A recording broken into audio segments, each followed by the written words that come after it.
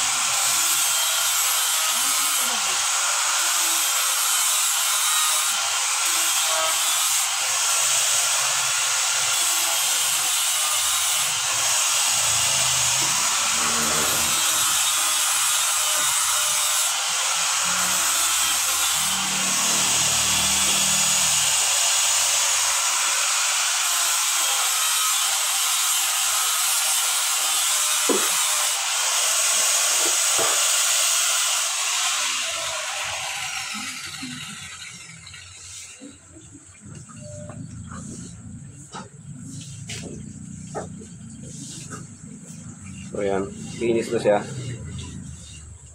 Maganda ito pag ano, pinunasan ko na ng varnish. Meron akong halimbawa na ginawa ng ganito na binarnisan ko. So ito yung guys na sample na ginawa ko dyan sa mga putol-putol na palutsina na binarnisan ko. May pinto. Maganda siya pag nabarnisan, pag napakinis. Yun naman din sa may edge, din sa may bahay namin. Yung palutsina din ang ginawa ko dyan. Pinakinis ko muna sa binarnisan.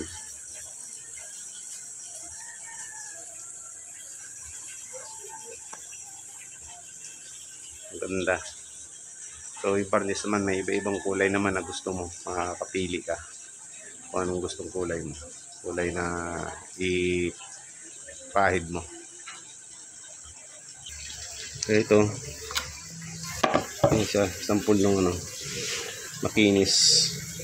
So maganda talaga pag ano, pakinisin mo muna siya para matanggal yung yan, parang magaspang. Magaspang yan pag hindi mo na pakinis katulad niya.